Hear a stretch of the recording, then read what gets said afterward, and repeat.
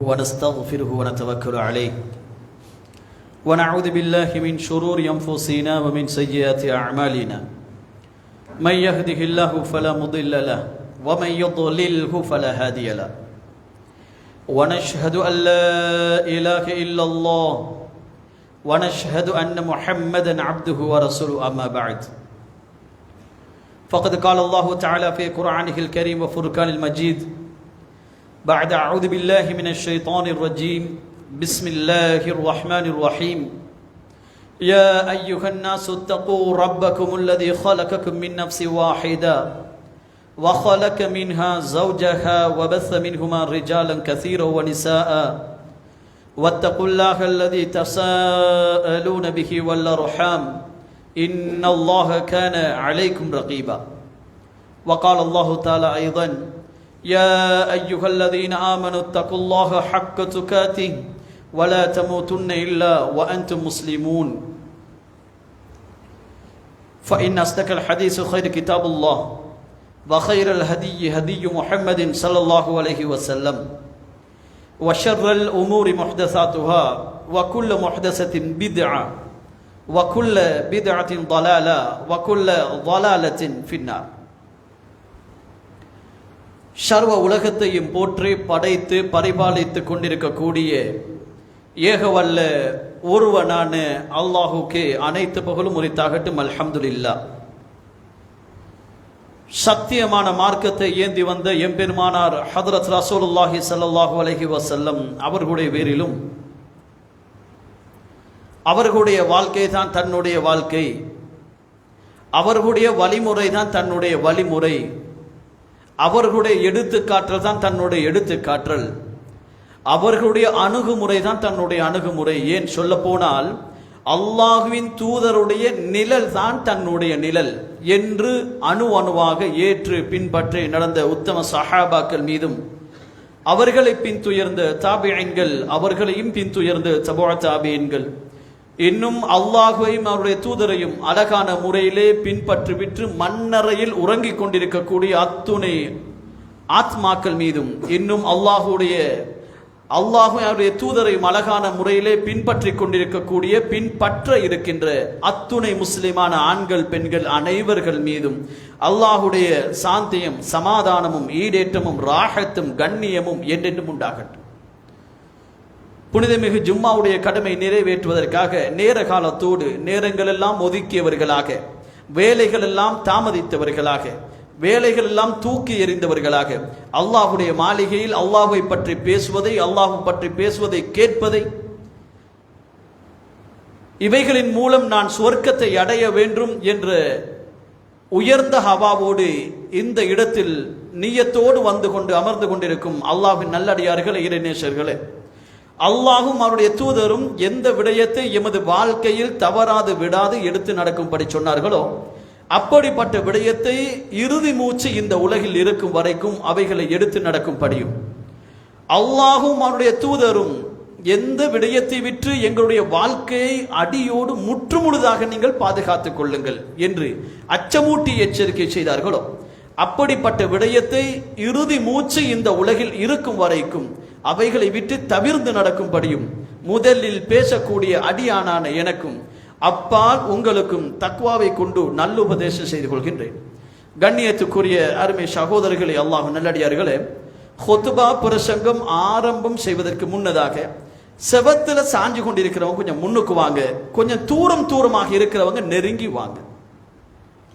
வயோதிபர்கள் தான் அதிகம் சிவத்தில் சாயக்கூடியவர்கள், முதுகு வருத்தமானவர்கள், அதாவது அவர்களுக்கு இருந்து கொண்டிருக்க முடியாது என்ற ரீதி வரும் பொழுது இஸ்லாம் அவர்களுக்கு ருக்ஸத், அதாவது சலுகை கொடுக்குது, நீங்க சாஞ்சு கொண்டிருக்கலாம் என்றெல்லாம். ஆனால் சஹாபாக்கள் எப்படி இருந்தார்கள் என்று சொன்னால், அல்லாஹுவை பற்றி பேசுகின்ற மஜ்லிஸில, அல்லாஹுவின் தூதரை பற்றி பேசுகின்ற மஜ்லிஸில எவ்வளவு நெருக்கமாக இருக்க முடியுமோ அவ்வளவு நெருக்கமாக இருப்பார்களாம். அதிலும் ஜும்மாவுடைய கடமை மிக முக்கியம். ஏன் நான் இதை சொல்லுகிறேன் என்று சொன்ன, நேரத்தோடு வந்து நாம பள்ளியில் அமர்ந்து கொண்டிருப்போம். அல்லாஹுடைய மாளிகையில் ஜும்மாவுடைய தினம்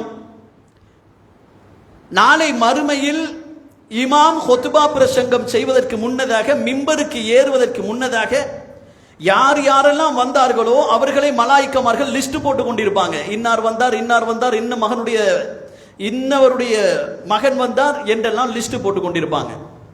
அந்த லிஸ்ட் போட்டு அரபில் அது ஒரு மலாய்க்கமனுடைய ஒரு பண்பு இருக்குது. எப்படி என்று சொன்ன, உதாரணத்துக்கு என்னுடைய பேரை எழுதுறேன்னு சொன்னா என்னுடைய பேரை மட்டும் எழுதுறதில்லை, என்னுடைய வாப்பா வாப்பா என்ற படியில தான் போகும்.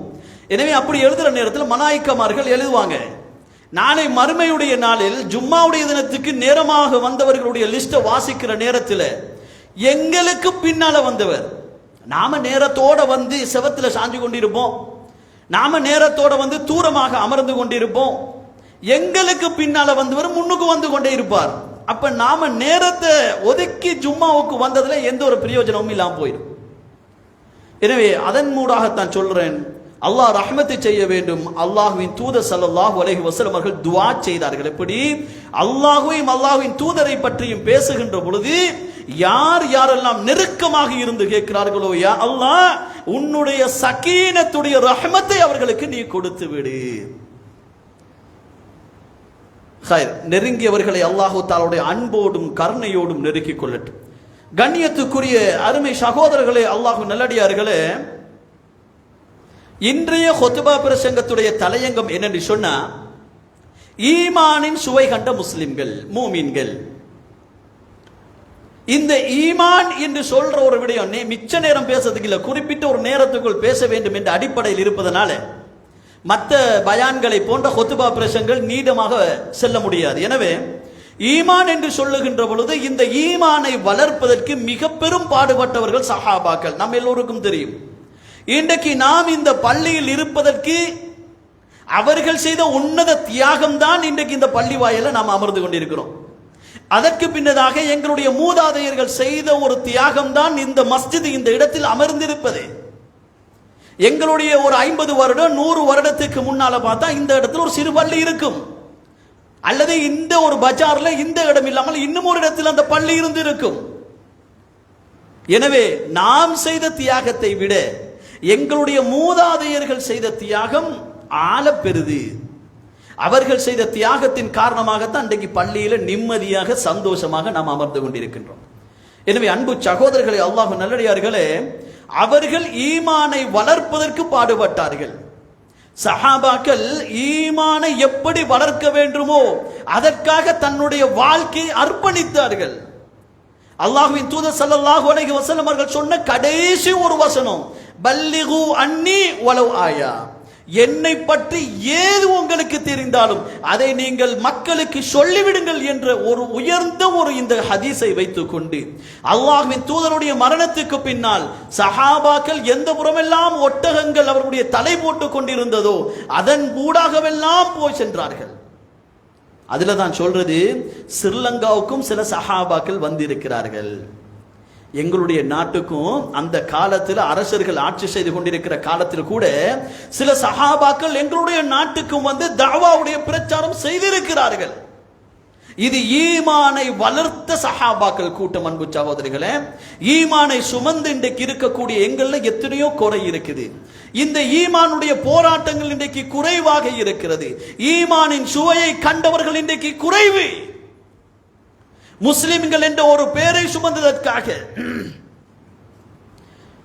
இன்றைக்கு அல்லாஹ் எதை ஹராமாக்குகின்றானோ, அல்லாஹ் எதை வேண்டாம் என்று சொல்லுகின்றானோ, இன்றைக்கு வட்டி, விபச்சாரம், இப்படி போன்ற மிக பெரும் கொடிய பாவங்கள் எல்லாம் சர்வ சாதாரணமாக செஞ்சு கொண்டிருக்கிறோம்.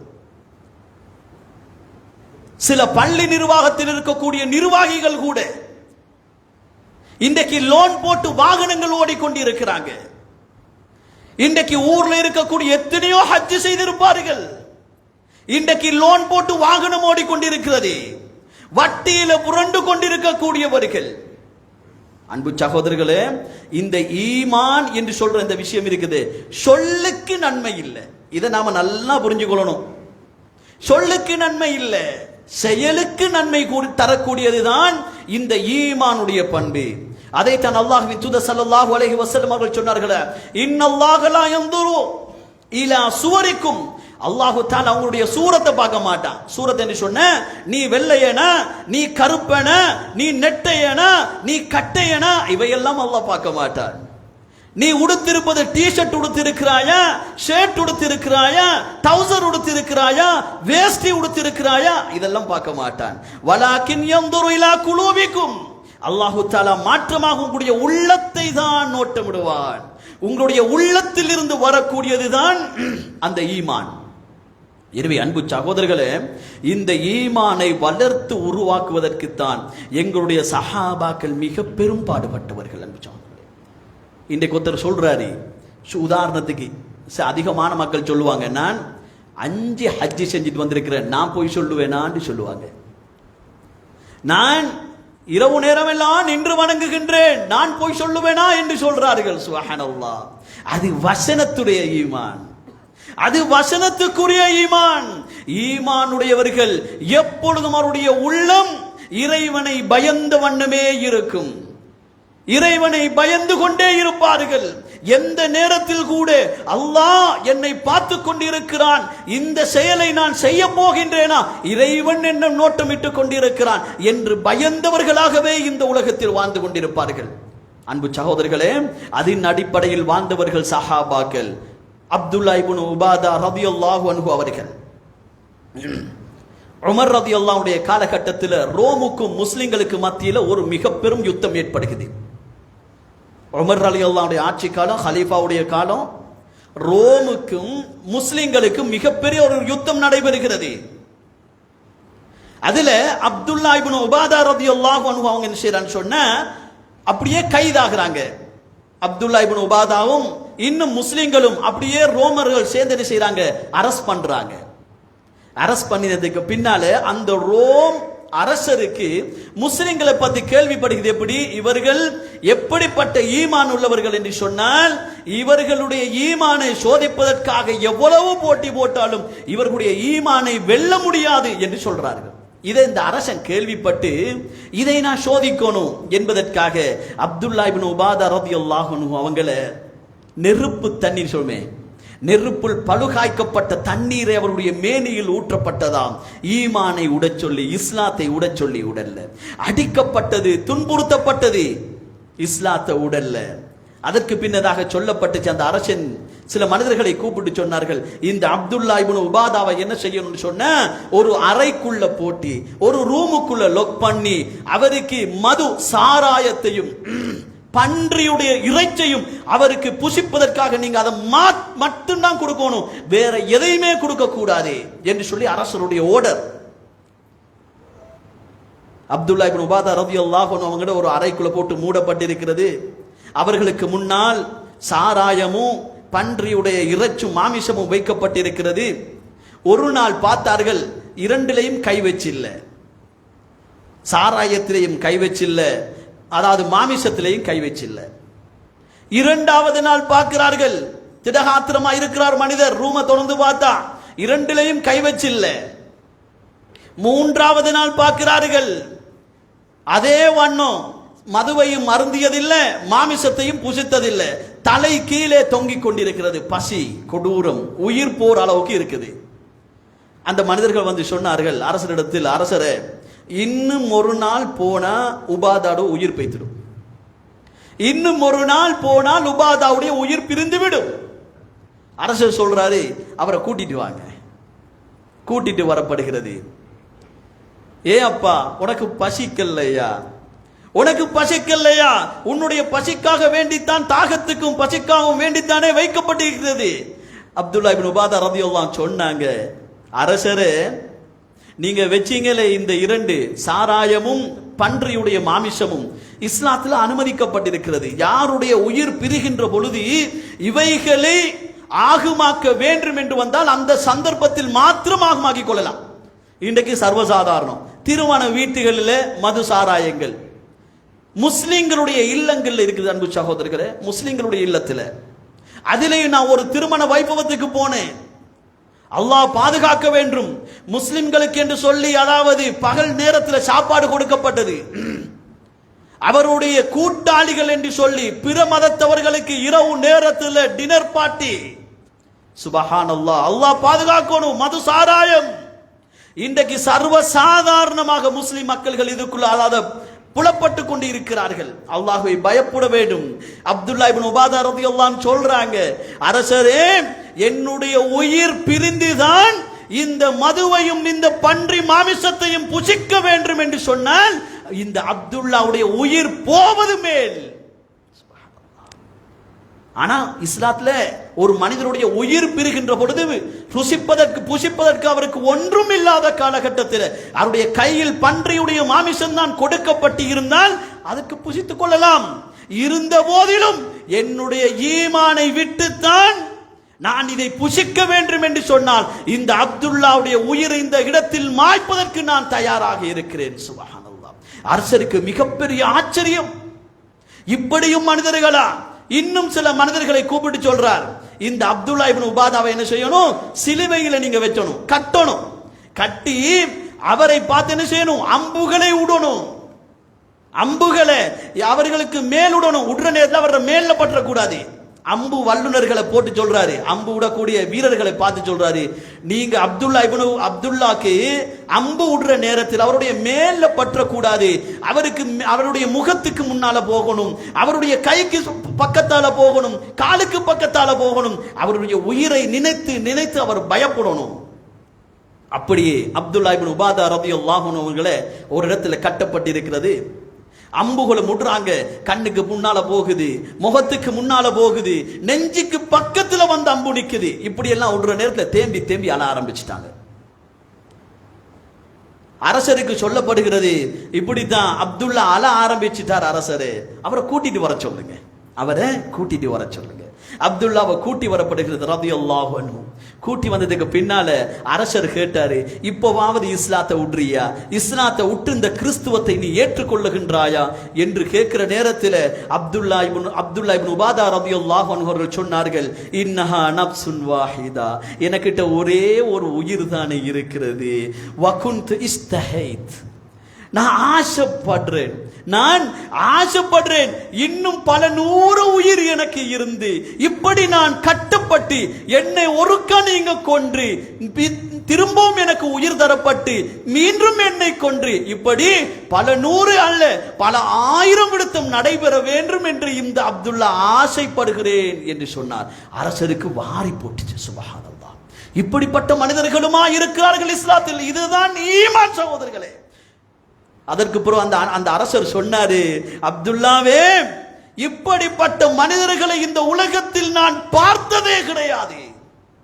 அரசர் கேட்கிறார். அதற்கு பின்னதாக ஒரு நிபந்தனை நான் வைக்கிறேன், என்னுடைய நெற்றியை மோரு, என்னுடைய நெற்றியை ஒரு முத்தமிட்டால் உன்னை நான் விட்டு விடுவேன். இது பிரச்சனை இல்லை இஸ்லாத்துல, இது பிரச்சனை இல்லை. ஒருத்தருடைய நெற்றியை முத்தமிடலாம் தானே. அப்ப இவர் அப்துல்லா இப்னு உபாதா ரலியல்லாஹு அன்ஹு கேட்கிறாங்க, உன்னுடைய நெற்றியை முத்தமிட்டால் நான் ஒரு கைதி கேட்கிறார் நிபந்தனை, எங்கேயானும் வருவதா? ஒரு கைது நிபந்தனை போடக்கூடிய அளவு சரித்திரம் எங்கேயும் இல்ல. அப்துல்லா இப்னு உபாதா ரலியல்லாஹு அன்ஹு நிபந்தனை போடுறாரு, உன்னுடைய நெற்றியை நான் முத்தமிட்டால் அதற்கான கூலி என்ன தருவாய்? அரசர் சொல்றாரு, ஒன்னு நான் விட்டுடுவேன், என்ன மாத்திரம் அல்ல என்னுடைய தோழர்கள் எல்லாரையும் நீங்க விடணும். சொன்னதுக்கு பின்னால நீ நெற்றியை முத்தமிட்டால் எல்லாரையும் விட்டுடுறேன். நெற்றியை முத்தமிடப்பட்டது, அவர்களோடு அவர்களுடைய சஹாபாக்களை விடப்பட்டது. உமர் ரலியல்லாஹு அன்ஹு ஆட்சி காலத்தில் மதீனாவுக்குள் அதாவது சஹாபாக்கள் வருகின்றார்கள். உமர் ரலியல்லாஹு அன்ஹு இடத்தில் இந்த சம்பவம் சொல்லப்படுகிறது. உமர் ரலியல்லாஹு அன்ஹு தேம்பி தேம்பி அழுதாங்க.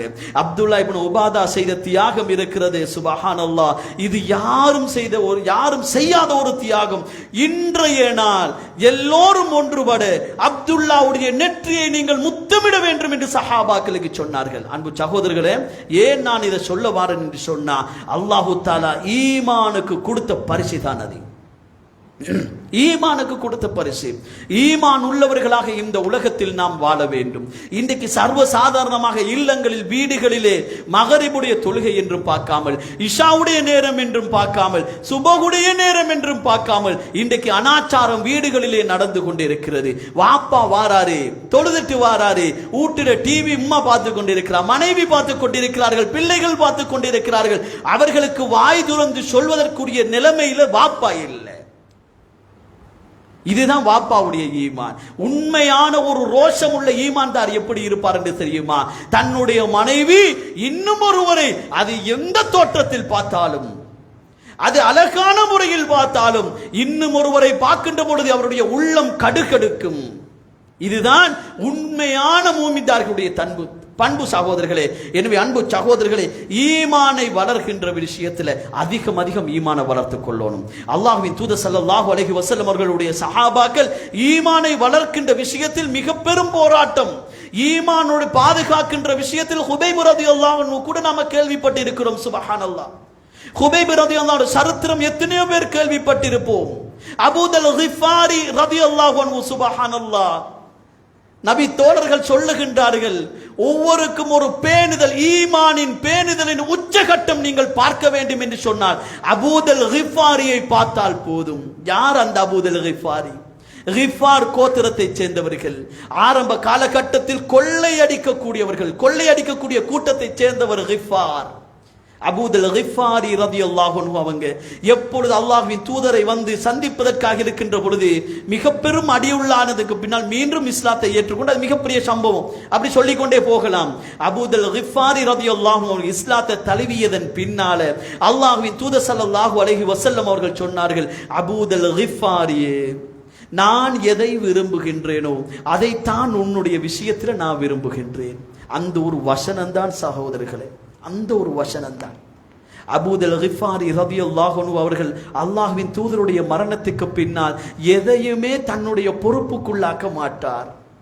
அல்லாஹ்வின் தூதர் உயிரோடு இருக்கின்ற பொழுது ஏதாவது ஒரு பொறுப்பை கொடுக்கப்பட்டால் அந்த பொறுப்புக்கு நான் தகுதி வாய்ந்தவன் அல்ல என்று ஒதுங்கிக் கொள்ளக்கூடியவராக இருப்பார். ஈமானை பாதுகாக்கக்கூடியவராக இருப்பார். கடைசி நேரம் எப்படி என்று தெரியுமா? உஸ்மான் ரலியல்லாஹு அன்ஹுடைய காலகட்டம், அவருடைய ஹிலாஃபத்துடைய காலகட்டம்.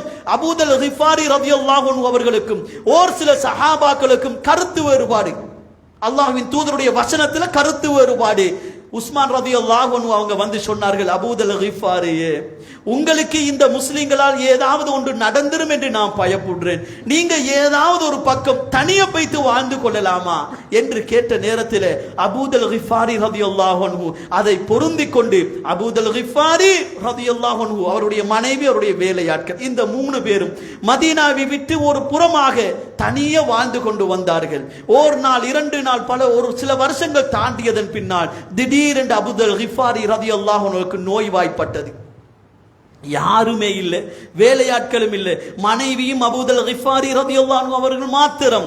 அல்லாஹ்வின் தூதர் உயிரோடு இருக்க போக்கில் அபூதல் கிஃபாரி ரலியல்லாஹு அன்ஹுவுக்கு சொன்னார், அபூதல் கிஃபாரியே, ஒரு நாள் ஒருவர் என்னுடைய நண்பரில் ஒருவர் இருப்பார். எப்படி என்று தெரியுமா? அவருடைய மரண நேரத்தில் ஒருவரும் அவரோடு இருக்க மாட்டார்கள். ஆனால் அவருடைய மரணத்தை அடக்குவதற்காக மிக பெரும் ஈமானின் கூட்டம் ஒன்று வரும் என்று சொன்னார்கள்.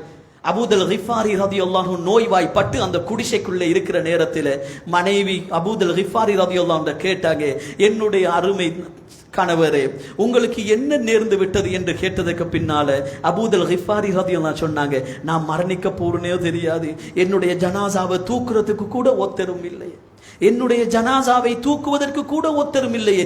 ஈமானை பாதுகாக்கிற விடயத்தில் ஒதுக்காக இருந்தார்கள் சகோதரர்களே, ஒதுக்குப்புறமாகினார்கள். எனவே அன்பு சகோதரர்களே, ஈமானை வலுவாக பாதுகாத்துக் கொள்ளணும். எம்மிடத்தில் ஈமானுடைய ஓட்டைகள் இருந்தால் இன்றைக்கு சர்வசாதாரணமாக ஒரு ஊர்ல திருமண வைபவங்கள் வந்து சொன்னா போன கொத்துபாவும் உங்களுக்கு நடந்திருக்கலாம். இருந்தாலும் மீண்டும் ஒரு ஞாபகப்படுத்தி கொள்ளுகின்றேன், திருமண வைபவங்கள் வந்தால் இன்றைக்கு அதிகம் வீடுகளில் நான் முன்னே சொன்னதை போன்று மது சாராயங்கள், அனாச்சாரங்கள் இன்றைக்கு சர்வசாதாரணம். அன்பு சகோதரர்களே, சர்வசாதாரணம். இன்றைக்கு முஸ்லீம்கள் அதுக்கு நிர்வாகமும் மன்னிக்கணும், எல்லா இடத்திலையும் பேசக்கூடிய ஒரு விடயம், இன்றைக்கு நிர்வாகமும் அந்த விடயத்தில் கோட்டை விடுறாங்க. எப்படி?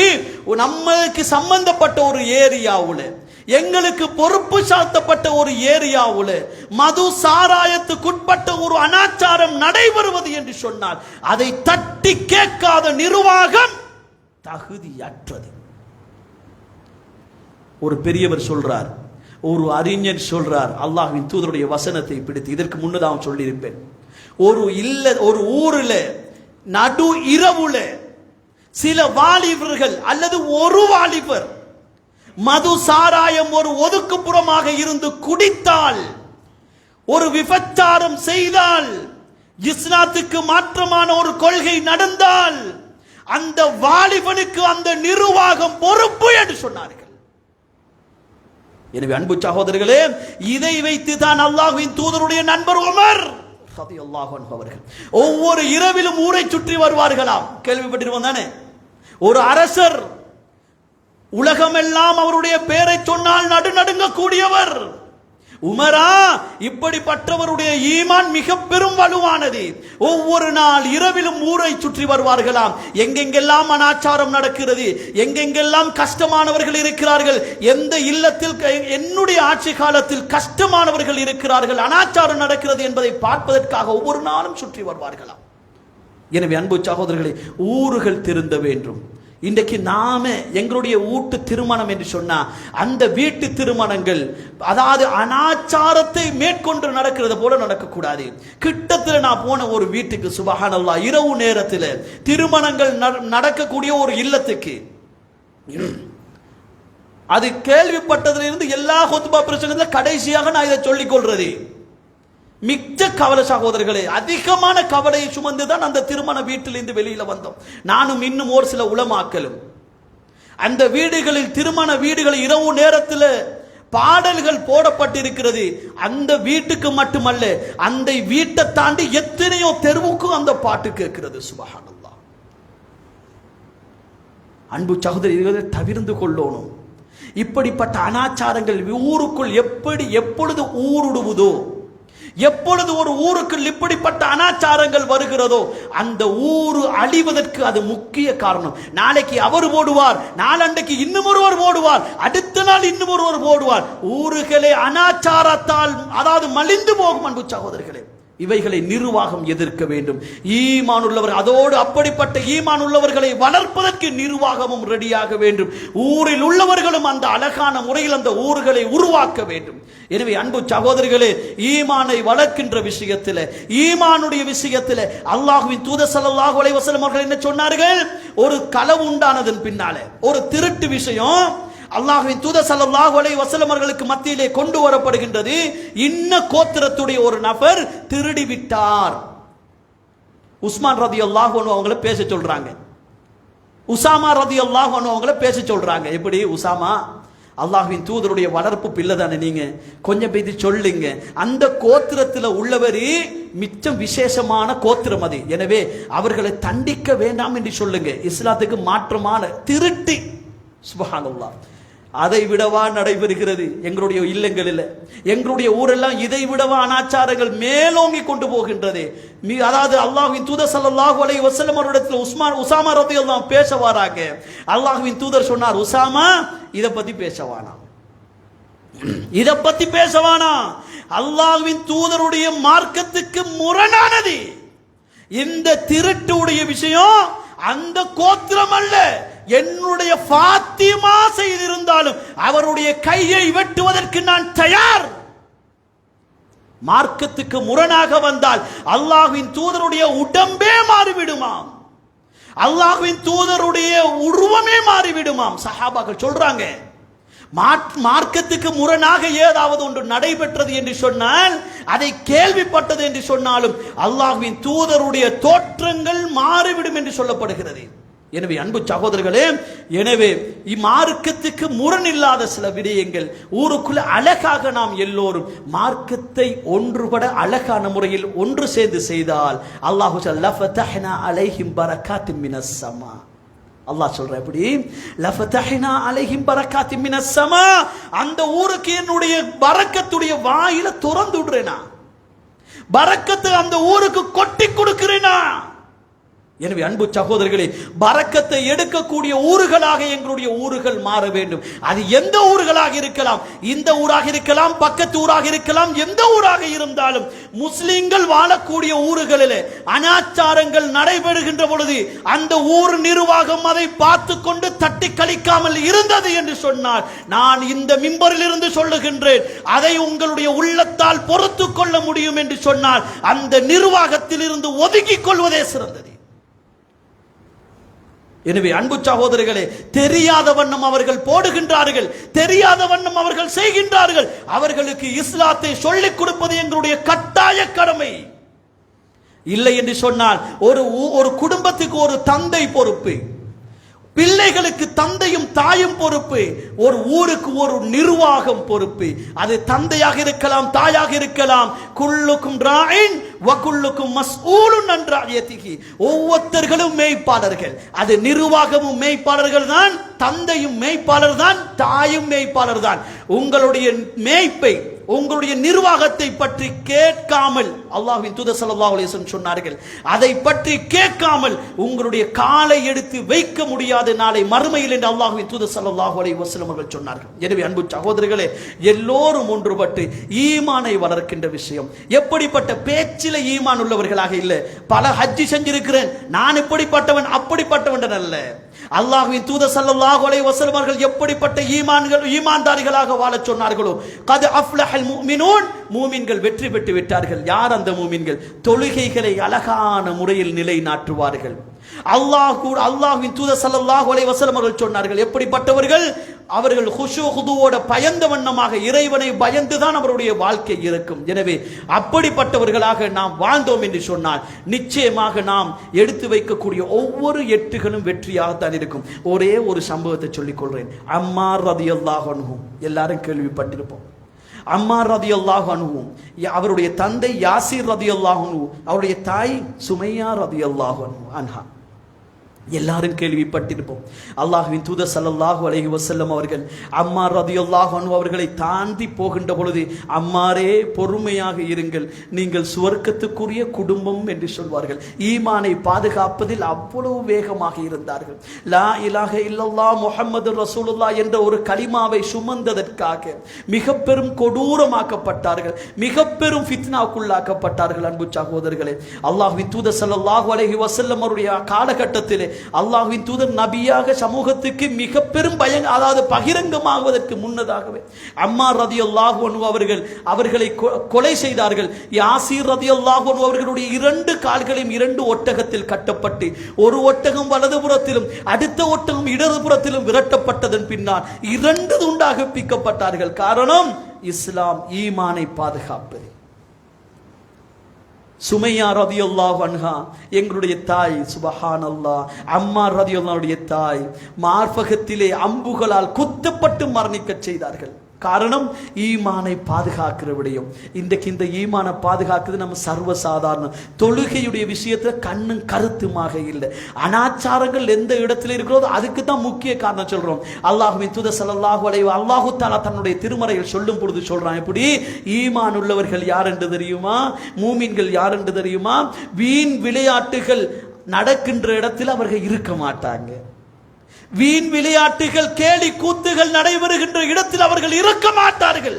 அந்த இடத்தை விட்டும் அவர்கள் விரண்டு ஓடுவார்கள். இதுதான் மூமின்கள், ஈமான்தார்கள் என்று அல்லாஹ் தஆலா சொல்லி காட்டுறான்.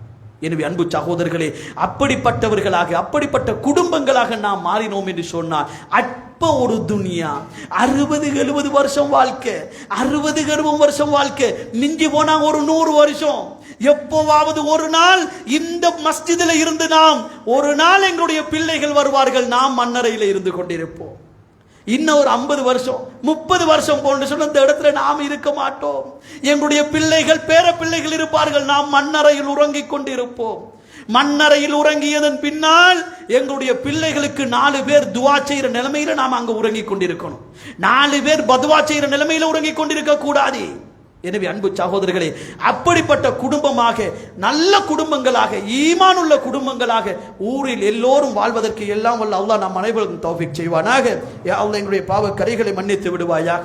யா அல்லாஹ், நாங்கள் ஈமானுக்கு மாற்றமான எத்தனை அனாச்சாரத்தில் சில நேரம் ஈடுபட்டிருப்போம். யா அல்லாஹ், அத்துணை பாவங்களை மன்னித்து விடுவாயாக. யா அல்லாஹ், எங்களுடைய ஊரில் இருக்கக்கூடிய வாலிபர்களை பாதுகாத்து விடுவாயாக, வயோதிபர்களையும் பாதுகாத்து விடுவாயாக. சந்தோஷமாக, நிம்மதியாக, உன்னுடைய ரஹ்மத்து பொருந்திய அதாவது ஊராக எங்களுடைய ஊரை ஆக்கி விடுவாயாக. ஆமீன் ஆமீன். வாஹிர் தஅவானா அனில் ஹம்துலில்லாஹி ரப்பில் ஆலமீன். அல்ஹம்துலில்லாஹ் نحمده ونستعينه ونستغفره ونعوذ بالله من شرور أنفسنا ومن سيئات أعمالنا من يهده الله فلا مضل له ومن يضلله فلا هادي له وأشهد أن لا إله إلا الله وأشهد أن محمدا عبده ورسوله صلى الله على سيدنا محمد وآله وصحبه وسلم تسليما كثيرا كثيرا أرسله بالحق بشيرا ونذيرا بين يدي الساعة من يطع الله رسوله فإنه لا يضر إلا نفسه ولا يضر الله شيئا أما بعد فإني أوصيكم ونفسي أولا بتقوى الله فإن التقوى تنجيكم من النار وتدخلكم من الجنة قال الله تعالى في قرآنه الكريم وفرقان المجيد أعوذ بالله من الشيطان الرجيم بسم الله الرحمن الرحيم والعصر إن الإنسان لفي خسر إلا الذين آمنوا وعملوا الصالحات وتواصوا بالحق وتواصوا بالصبر بارك الله لنا ولكم في القرآن العظيم ونفعنا بالآيات والذكر الحكيم أقول قولي هذا واستغفر الله لي ولكم ولسائر المسلمين من كل ذنب فاستغفروه إنه هو الغفور الرحيم الله أكبر